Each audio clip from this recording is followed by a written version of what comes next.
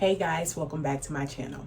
So I finally finished it, guys. My name is Jamise Inman.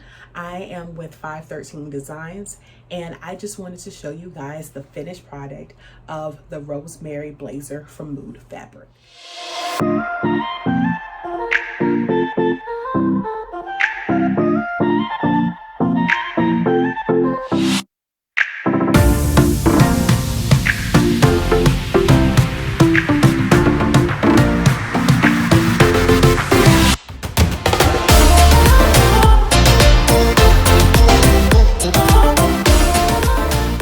So for the last couple months, I have been working on the Rosemary Blazer from Mood Fabrics.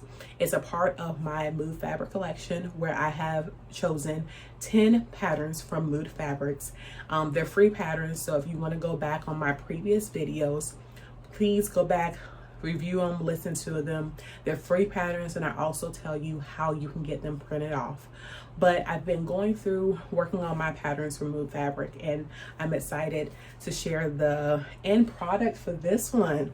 This one took me some time because between working and being a mom and being a wife and being involved in the community and sewing for other clients, I had to work on it between other projects. Now, let's talk about this particular pattern. This pattern, I decided to do two separate patterns. They're to show off the different lines of the Rosemary Blazer. Now, I love the fact that it has these curved lines in the back and also in the front. It gives you such a beautiful finish when you're done making this pattern. I'll post the picture up here in me actually in the blazer. I wore it to dinner tonight with my family, and I truly enjoy wearing it. Now, the question is, did I enjoy making it? Let's talk about the fabric. So the fabric for the Rosemary Blazer, this is Akara fabric. In a previous update I did on this particular blazer, I explained that I had to go and buy some more of the Akara fabric because what I wanted to use, I couldn't use. The main fabric for this pattern is this golden apricot twill that I got from Mood Fabrics. What I don't like about this particular fabric is that you can't see it well. I know it shows up more of like a yellow, but it comes up to match more of this gold that is in the Akara fabric, and I truly enjoy the contrast. I didn't think I was going to like it as much as the first idea I had, but I can't say I love the results. Now, for the Rosemary Blazer, you're going to need between 2 and 3 yards. The blazer calls for your suiting fabrics. You can use your bottom weight fabrics. You can use your cotton blends. I would say, especially if you're going to do the two different fabrics, that your main fabric have some stretch to it. Not too much stretch. You want to do that like a cotton blend stretch. This is, like I said, this is a twill, so just a little stretch in there to be able to fall and to sit exactly the way you want it. Now, this is completely lined. So let me show you the lining. It is completely lined, and I used about 2.5 yards for the lining. I don't know if I would change what I did for the lining. I think it came out to have a nice look to it. So I think I would probably do that the same. I do love the fabrics all together, and I think it came out to a nice finished look. Now, the sizing. Everybody has questions about sizing when it comes to a pattern. Sizing, fitting is so important, especially when you're talking about a tailored blazer.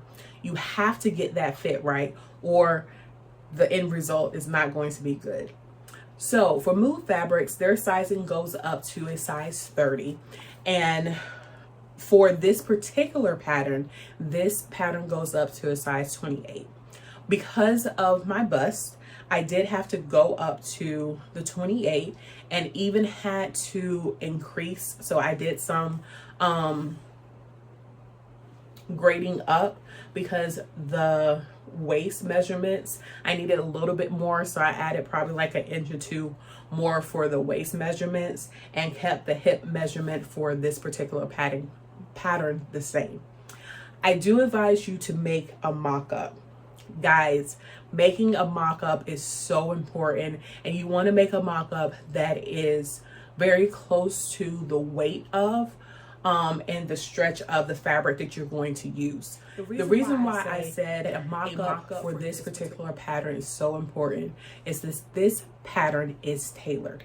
You're going to have to take your measuring utensil, whatever you use, if you use measuring tape, if you use a ruler, whatever it is, you're going to have to measure down to the shoulder, the side, the bust, the waist, the hip, the width of your wrist, all of that. You're going to have to make sure that this particular pattern fits well.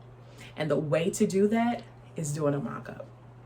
So I'll post a picture right here of the mock-up that I did for this particular pattern. I actually did an update and a whole video on it. When I did my mock-up for this pattern, I absolutely loved it. I loved the way it fit. I loved the way it fit into my curves. And it was my, then so I said, this is my go-to. I know sometimes people skip that step of doing a mock-up because you're like, why? It's a waste of time. But I enjoy the process of doing the mock-up so I don't waste fabric at the end of the day.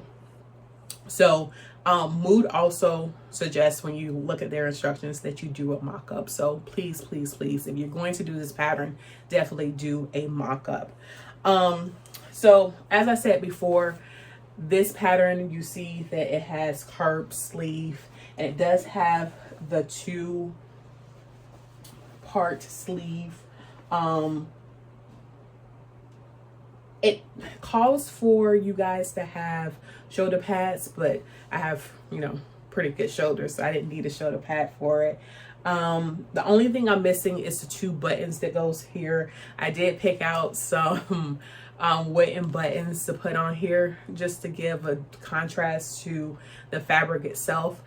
While I was in Joann's yesterday picking out the buttons, my 6-year-old had a fit. He said it didn't match, and he didn't like the fact that it was wooden buttons, to the point that he actually hid the buttons from me. But I did get them back, and that's what I'm going to work on. That's the last thing I actually have to do with this pattern, is add the buttons. So you're going to need interfacing, you're going to need buttons. If you choose to, you're going to need the shoulder pads.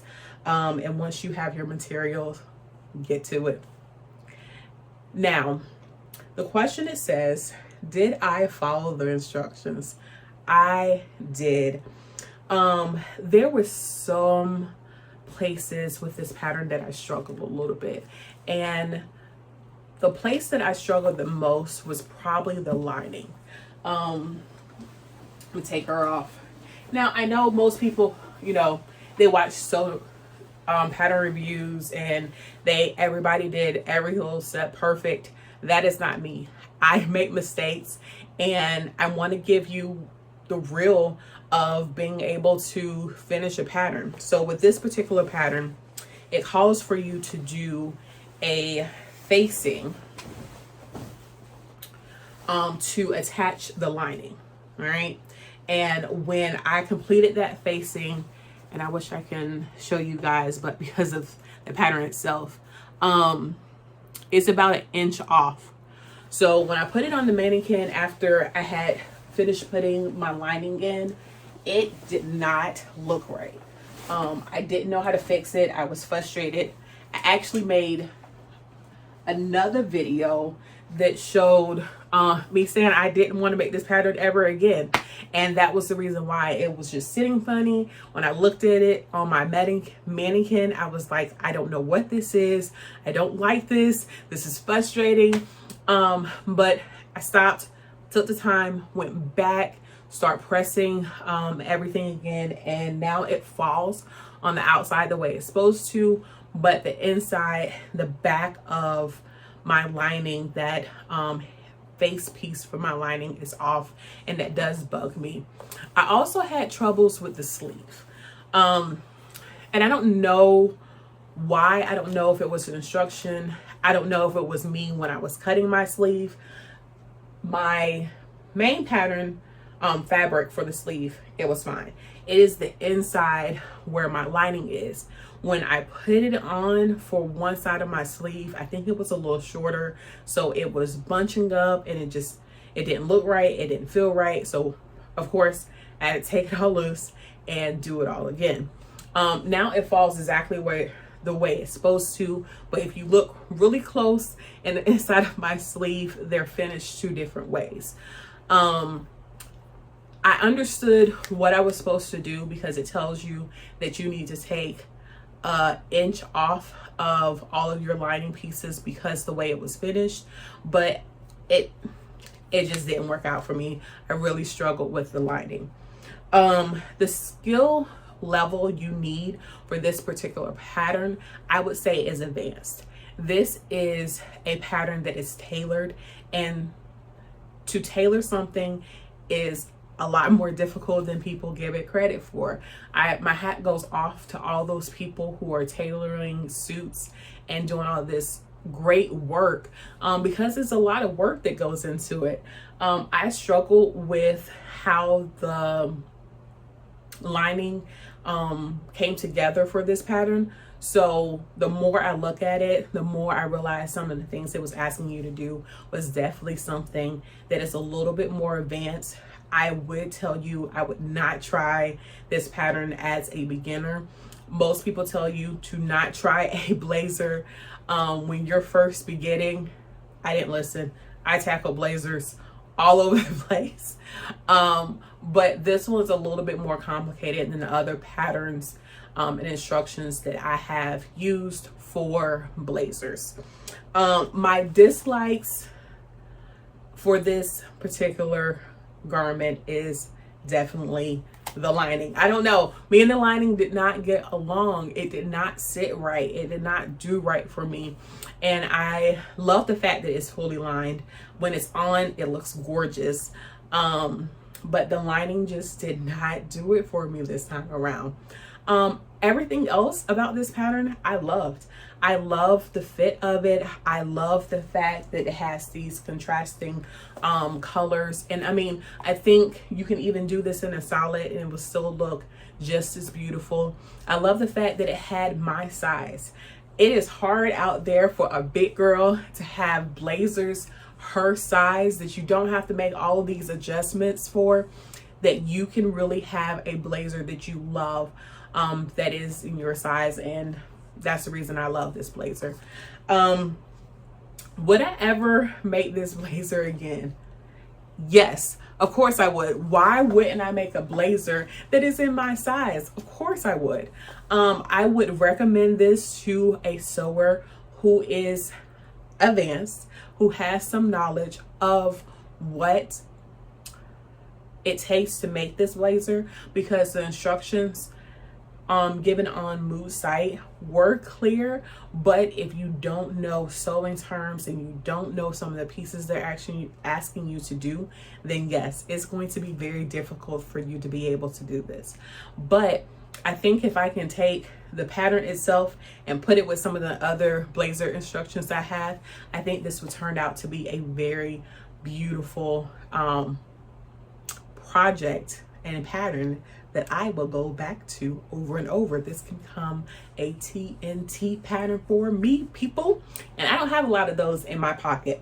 Like I said, it took a lot out of me. I've learned more about myself doing this pattern, and I have enjoyed it. Now, My challenge is to you. Let me know. Do you plan to make the Rosemary Blazer from Mood Fabric? If you are, let me know your plans. Let me know what kind of fabric you plan to use. Tell me some things that you wish you saw different from me and my blazer, or something else that you want. I have not found a sew along. I've looked, not found a sew along to this pattern. So if you would like me to do a sew along, going through the instructions, sewing along with you, I definitely would do that, because like I said, I wouldn't mind doing it again. Now that I did it one time, I think it may be a little easier to follow the instructions the second time around. All right, guys, thank you so much. I can't say enough how much I appreciate you taking the time out to listen to me babble on about a jacket that, you know, you're not gonna ever wear.